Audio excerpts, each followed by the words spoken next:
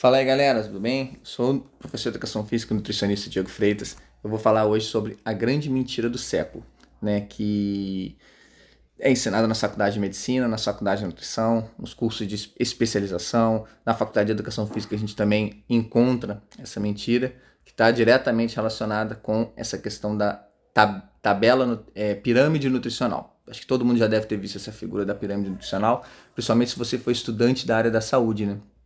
Embora eles tenham feito algumas atualizações, adaptações, mas a base da pirâmide acaba sendo a mesma. A estrutura, essencialmente, da pirâmide é a mesma, né? E mesmo que eles tenham feito algumas modificações, né, esses hábitos alimentares eles já se incorporaram na vida das pessoas, né? Tanto que você vê a alimentação do brasileiro normal é o quê? Arroz, feijão, né? Na hora a batata, macarrão, na hora do almoço, e nos lanches ele vai comer pão e bolo, né? Ou seja, a base da alimentação do brasileiro é carboidrato. Então você tem esse surto de obesidade, doenças crônicas, câncer, Alzheimer, doenças cardiovasculares, pressão alta, diabetes, não sabe por quê. É exatamente esse o problema. E essa pirâmide está ligada a isso, né? Aí tem outros interesses econômicos, industriais, né, ligados a essa pirâmide. Eu não falei isso, eu tenho outro vídeo no canal aqui onde eu coloco o mito do colesterol.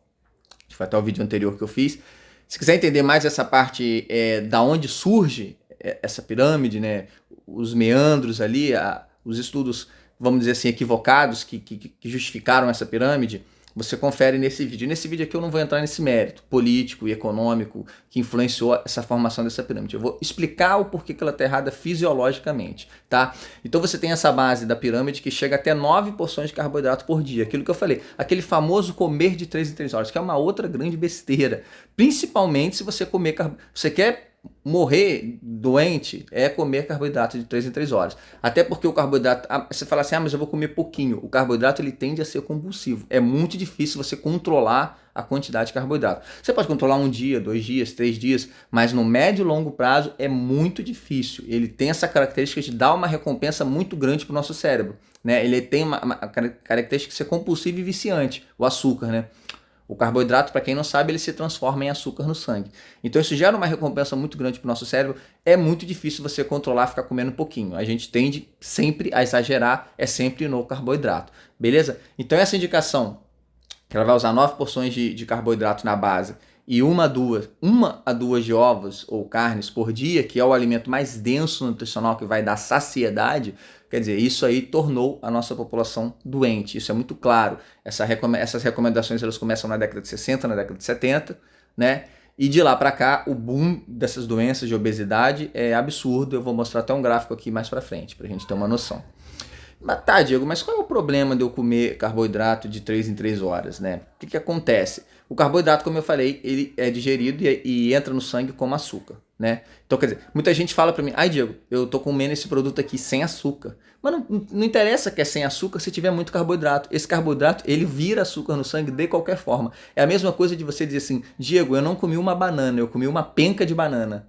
Eu não comi uma banana, eu comi um cento de banana. É a mesma coisa, porque você vai digerir, né? O carboidrato é como se fosse uma penca de banana. Tem vários, centenas, milhares de moléculas de açúcar ali naquele carboidrato, né?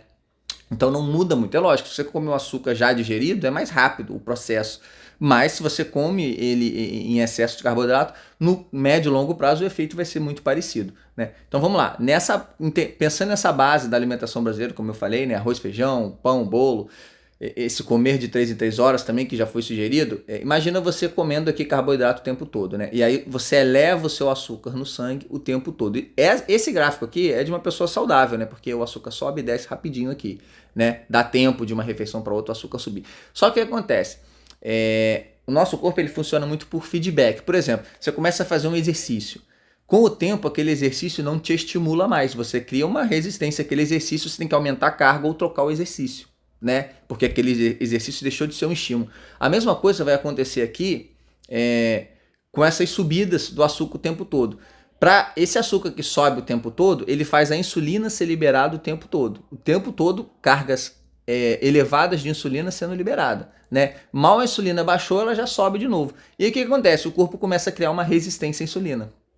né? Teoricamente, o nosso corpo deveria controlar o nosso peso para a gente não engordar. Tanto que você vê isso nos jovens. Você vê muito jovem que come pra caramba e não engorda. Por quê? Porque o sistema dele de controlar o peso ainda funciona. Só que o que acontece? Quando você começa a usar demais, forçar demais o sistema, né? Aí tem questões genéticas, atividade física, estresse, outras coisas que vão influenciar, mas esse sistema ele tende a começar a falhar. E aí o que acontece? Das primeiras falhas mais essenciais desse sistema é a resistência à insulina.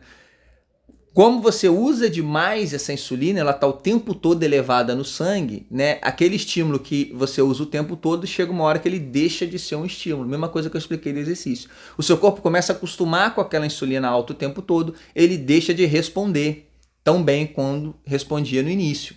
Você começa a ter uma resistência à insulina, uma dificuldade de baixar esse açúcar do sangue, né? E enfim, e a insulina também começa a ficar elevada quase que o tempo inteiro, né? Um pouquinho mais elevada que o normal ali o tempo inteiro. E qual é o problema dessa insulina elevada, dessa resistência à insulina? Sabe qual é a ação da insulina no tecido adiposo, na sua gordura? A insulina tem duas funções principais no seu tecido adiposo: acumular gordura e evitar que você queime a gordura. Ou seja, a insulina, a função dela é te engordar. Por quê? Porque o açúcar no sangue, ele acaba reagindo com várias outras moléculas, como por exemplo, você faz um exame de sangue e você mede hemoglobina glicada, que é o quê? Hemoglobina glicada, que ela já se reagiu com a glicose. A glicose é o outro nome para açúcar, né? Então ela já reagiu. O açúcar no sangue, ele fica como uma molécula que reage com as outras, né? Funciona quase como um radical livre ali, reagindo. Por isso a insulina, que é um hormônio muito poderoso, muito forte, para baixar esse açúcar no sangue rápido, para ele não ficar reagindo com as outras moléculas. Quando ele reage com outras moléculas, ele desconfigura essas moléculas, né? Ele vai reagindo até desconfigurar. A hemoglobina, dependendo da glicação, ela perde a função. E assim as outras moléculas.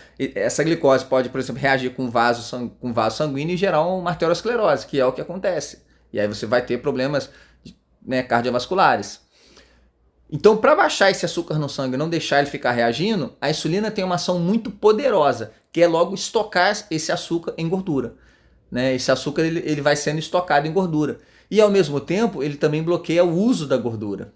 Por quê? Para você dar predominância ao uso do açúcar, né? Para gastar esse açúcar, não deixar esse açúcar elevado no sangue. Então, ele aguarda o açúcar em forma de gordura e não deixa você usar a gordura. Né? E aí qual é o outro problema? Por isso que as pessoas começam a ter fome de 2 em 2 horas.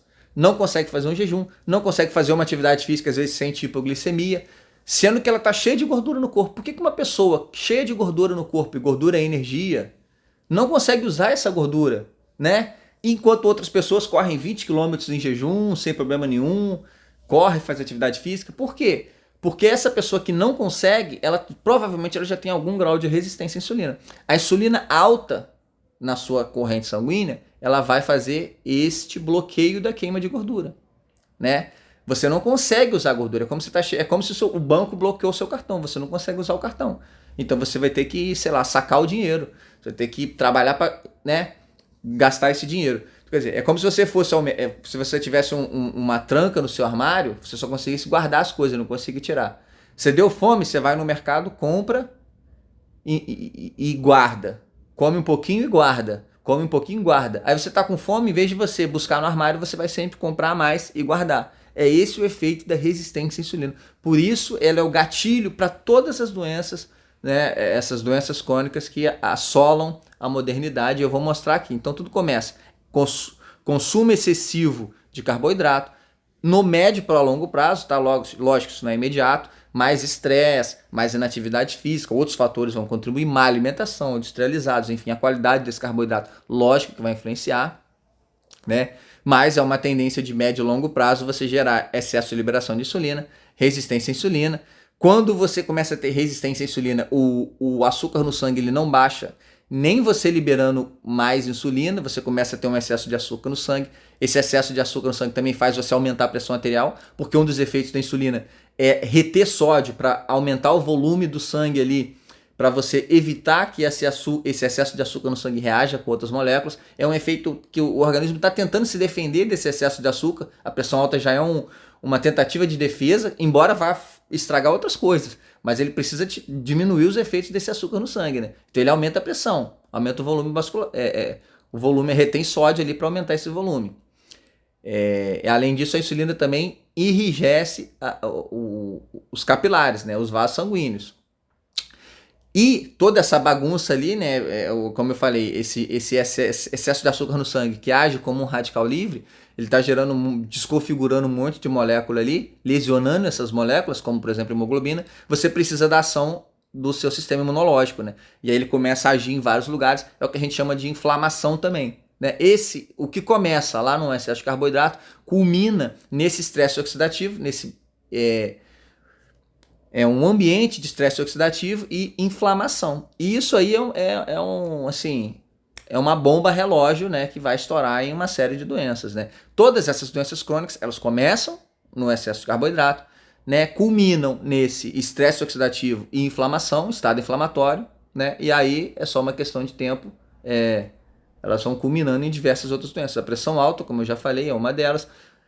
Outra forma, você está querendo guardar esse açúcar, o seu tecido adiposo também já está cheio, você começa a guardar esse açúcar em qualquer lugar, guarda nas artérias, guarda no fígado, né, gordura no fígado, doenças inflamatórias autoimunes, porque você vai ter muita ação do sistema imunológico ali, ele vai estar muito ativado, né? Então você tem essas doenças inflamatórias e autoimunes também, muitas delas começam a ser corrigidas retirando esse carboidrato da alimentação, tá? Doenças cardiovasculares, obviamente, como eu falei, a reação dessas moléculas no vaso sanguíneo, gerando lesões no vaso sanguíneo. Doenças neurodegenerativas, né? Hoje o diabetes, para alguns especialistas, é considerado o diabetes tipo 3, né? Também ligado a esse estresse oxidativo e inflamação, que começa a lesar os sistemas, as células do sistema nervoso, que são células mais complexas, né? Para a gente replicar e recuperar essas células. E até o câncer, né? Porque o nosso sistema imunológico ele tem uma certa ação de corrigir essas células que vão surgindo defeituosas, que às vezes acontece. Mas como o nosso sistema imunológico está muito assim, sendo ocupado com essa bagunça, né, no ambiente de inflamatório de estresse oxidativo, acabam passando algumas células que ele não consegue corrigir, né, não consegue eliminar essas células defeituosas, e aí você tende a proliferar o câncer também. Né? E aí eu poderia citar outras doenças que vão ter essas mesmas consequências, essa mesma raiz, né? Por isso que eu coloco. Tudo começa com um simples carboidrato ali de 3 em 3 horas, que com o tempo vai gerar uma resistência à insulina. Né? Então, como eu falei aqui, a principal função da insulina é acumular gordura e evitar que você gaste essa gordura que você acumulou. Se você está com resistência à insulina, a pergunta é muito simples. Se a função da insulina é acumular gordura e evitar que você queime, como que você vai emagrecer com resistência à insulina? É praticamente um milagre, né? Que é a conclusão que eu vou chegar nesse slide aqui agora. A resistência à insulina torna o emagrecimento uma missão impossível. Por quê? Porque você está com um hormônio extremamente potente, poderoso. A insulina é um dos hormônios mais potentes que a gente tem. Você chega a ter 6 hormônios para contrabalancear o efeito contrário da insulina, porque ele é um hormônio muito poderoso, né? E aí qualquer deslize você retorna ao sobrepeso, né? Porque você está lutando ali contra um estímulo hormonal. E é muito difícil você lutar contra o estímulo hormonal. Porque o estímulo hormonal ele está segurando a sua gordura e está estimulando você a comer mais açúcar. Né? Porque você já tem a insulina bloqueando a gordura, você não consegue usar a gordura, a sua célula, elas querem energia, e aí você vai buscar essa energia no açúcar. Né? E aí dispara todo aquele ciclo que eu expliquei no slide anterior. Aqui é um gráfico que eu trago, né, do século passado até o ano de 2020, do aumento do número de doenças cardiovasculares. Né? É só um exemplo, poderia trazer, se eu trouxesse qualquer uma daquelas outras doenças, o gráfico ia ser muito semelhante, né? Que você vê esse aumento exponencial, principalmente a partir dali da década de 60, onde começam essas indicações de você, né, comer carboidrato de 3 em 3 horas, né? Assim, panturrar de carboidrato de 3 em 3 horas. E evitar comer carne, né? Proteína animal evita. A consequência é essa. E você vê as estimativas, né? Esses números aqui já são de 2013, de 2023. As estimativas é aumentar cada vez mais, né? Hoje você já vê crianças com diabetes tipo 2, né?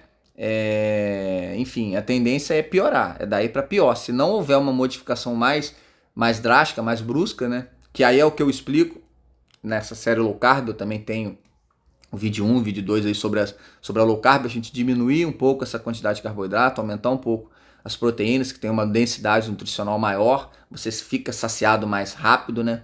Esse quadro aqui vai continuar piorando se não fizer isso. E aí, por que diminuir o carboidrato emagrece, né? Diminuir o carboidrato significa diminuir a resistência à insulina, né? Porque hoje a diminuição do carboidrato já é considerada tratamento para o diabetes tipo 2, para melhorar. Tem muitas pessoas sendo curadas, muitas doenças que vinham sendo consideradas incuráveis têm sido curadas com essa nova onda low carb, né, que a gente possa dizer, muita gente tem utilizado, justamente por causa disso. Se o grande problema parte de uma resistência à insulina, e essa insulina ela é liberada a partir do carboidrato, se você não come carboidrato, você não libera insulina, quase tem muito pouca liberação de insulina, tanto que era assim que eram tratados os diabéticos antigamente, né, antes do surgimento do remédio, da insulina como remédio, os diabéticos simplesmente não comiam carboidrato e viviam, e prolongavam a vida. Como a gente inventou o remédio, então você acha que você pode comer carboidrato pra caramba e vai tomando cada vez mais remédio. Por outro lado, essas terapias alternativas, né, junto com a low carb, elas vêm mostrando que se você elimina quase bastante, né, drasticamente esse carboidrato da alimentação, muitas dessas pessoas conseguem voltar a uma fisiologia quase normal, ou normal, se curar mesmo, deixar de ser independentes da insulina. Principalmente tipo 2, né? Tipo 1 é outra questão, é mais complexo, mas tipo 2, que é aquele que se tornou diabético pelo estilo de vida, principalmente no início, né? Aí, lógico, existem casos mais complexos, paciente, né, com problema há mais tempo é mais difícil, mas casos mais recentes é possível. E a questão não é para você tratar só, não é você esperar ficar doente para se tratar, é principalmente você prevenir, ter uma qualidade de vida melhor, ter um corpo mais saudável, ter um corpo mais atlético, ter um condicionamento de vida melhor, né? Você poder fazer a sua atividade física sem passar mal, sem precisar ficar comendo, tomando doce no meio do exercício físico, né? Porque isso não é saudável, como a gente já demonstrou por aí.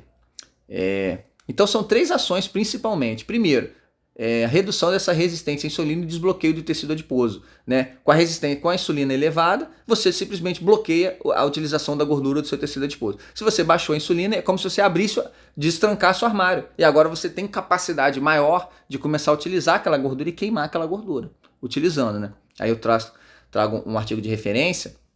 Esse artigo é muito bom. Eu explico no primeiro vídeo da série Low Carb, que ele comparou 3 dietas, né? A low carb, a mediterrânea e a low fat. E o mais impressionante disso é o seguinte: na dieta low fat, eles restringiram a 1.500 calorias. Na dieta mediterrânea, eles restringiram a 1.800 calorias, no máximo. E na dieta low carb, não precisava restringir caloria. Você poderia comer o que você quisesse, desde que você diminuísse drasticamente o carboidrato. E a low carb sem restrição calórica, sem passar fome, que é outro trunfo dela, ela emagreceu mais do que as outras 2 dietas, né? O que mostra que é uma questão de mecanismo fisiológico mesmo, de você não lutar contra o estímulo hormonal, né? É lógico que tem a sua dificuldade, você não comer carboidrato, por causa do que eu falei, ele é extremamente compulsivo, ele é muito recompensador, mas é um difícil que dá resultado. É diferente das outras dietas que são difíceis, porque você tem que fazer restrição de calorias e dão muito menos resultado. O segundo efeito é o efeito termogênico, né? Porque você diminuindo o carboidrato, automaticamente você vai aumentar as proteínas. As proteínas elas têm um efeito mais termogênico, né? E aí eu trago esse estudo aí de referência. Ele comparou pessoas que emagreceram, né, e que tentavam manter. O objetivo era investigar a manutenção do peso. E aí o estudo mostrou que você ingerindo mais proteína, você aumenta o seu gasto energético diário, porque a proteína tem esse efeito termogênico, e essas pessoas tendiam a emagrecer mais, né, do que as pessoas que comiam menos proteína. E o terceiro efeito é a densidade, o principal é esse aqui, densidade, né, e saciedade, densidade nutricional. O alimento sem o carboidrato, né, se você pega carne, ovo, peixe, frango, eles são alimentos muito densos nutricionalmente falando. Então você tende se você come ali 2, 3 bifes no almoço, você tende a ficar super satisfeito, né, cheio. E a digestão é mais lenta, porque o organismo precisa aproveitar todos aqueles nutrientes, né? Então você fica mais tempo saciado. E aí a tendência é você emagrecer, porque comendo mais proteína, você alcança as suas necessidades de micronutrientes antes de alcançar as necessidades energéticas. E aí você emagrece. O carboidrato ele é pobre nutricionalmente falando. Ali é só açúcar, é só energia.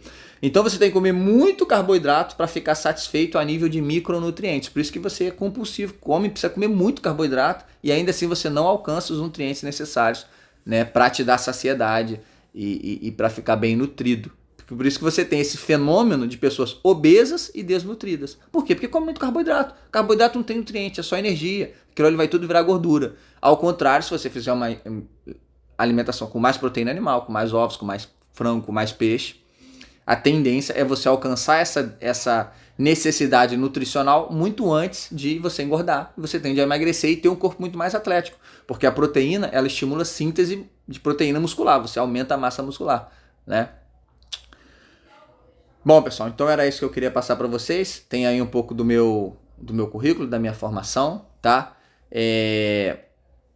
Gostaria de agradecer, pedir para vocês curtirem, compartilhar esse vídeo, mandar para algum amigo aí que de repente está precisando de uma força aí na alimentação. Tenho mensagens, podem mandar lá no meu Instagram, né, que é Dr. Performance 10.